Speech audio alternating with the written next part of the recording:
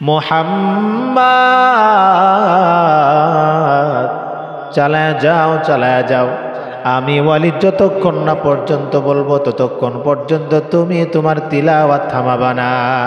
আমার রাসূলের উপর কোরআন নাজিল হওয়া শুরু হয়েছে মাত্র, আমার রাসূলের জবানে কোরআনের তিলাওয়াত হয়।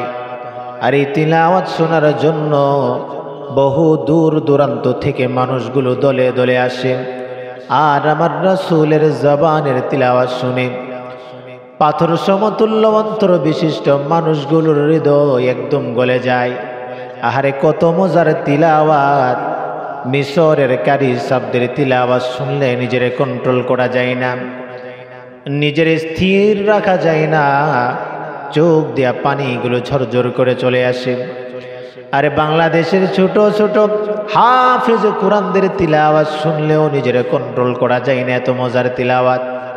1400 বছর পূর্বে কোরআন নাজিল হয়েছে, আজ 1400 বছর পরে যদি এত মজা লাগে, না জানি আমার রাসূলের জবানের তিলাওয়াত কত মজার ছিল।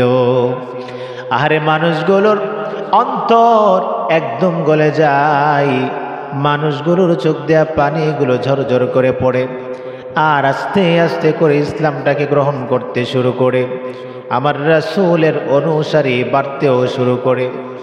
আর অপরের দিকে ইসলামের কঠোর দুশমন আবু জাহেলের মাথা গরম। আরে আবু জাহেল মনে মনে ভাবতে লাগলেন, মুহাম্মদের কাছে যেইভাবে মানুষ আসতেছে, একটা সময় দেখা যাবে আমাদের বাপদাদার ধর্মের অনুসারী খুঁজে পাওয়া যাবে না। এই মুহূর্তে যদি মুহাম্মদকে থামিয়ে দেওয়া না যায় তাহলে আর কখনোই সম্ভব না। আবু জাহেল তার ভাতিজা ওয়ালিদ বিন মুগিরাকে ডাকাইলেন, রে ওয়ালিদ, মুহাম্মদের ওপর কি যেন নাজিল হয়, তার মধ্যে একটু ভুল ধরে আসো।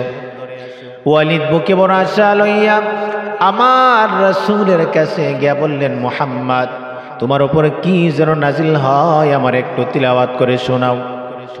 আমার রাসূল কোরআন থেকে একটু তিলাওয়াত করলেন, আবার থেমে গেলেন। ওয়ালিদ ডাক দিয়ে বলে, মুহাম্মদ কি যেন তিলাওয়াত করছিলে? এত মজা এত মজা, জীবনে কত কিছুই শুনলাম, জীবনে কত কিছু নিজে আবৃত্তি করলাম, আরে এত মজা পাই নাই, এত মজা পাই নাই। মুহাম্মদ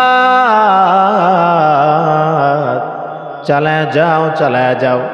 আমি ওয়ালিদ যতক্ষণ না পর্যন্ত বলবো ততক্ষণ পর্যন্ত তুমি তোমার তিলাওয়াত থামাবা না।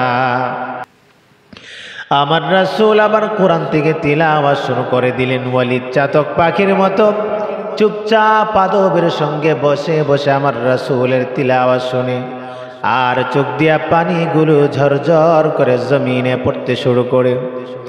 আর আশপাশে খবর হয়ে গেল মুহাম্মদের জবানে তিলাওয়াত শুনে ওয়ালিদ পাগল হয়ে গেছে।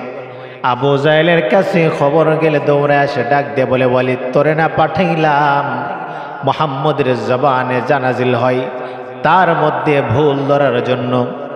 মুহাম্মদের উপরে জানাজিল হয় তার মধ্যে ভুল ধরার জন্য, তোরে তো দেখছি তা শুনতে লেগেছিস, ব্যাপার কি? ওয়ালিদ ডাক দেয়া বলে, চাচা, ও আমার চাচা, আমি ওয়ালিদ আরব বিশ্বে আরবি ভাষায় গদ্যে ও ছন্দে ব্যাকরণে সবচেয়ে বেশি পারদর্শী।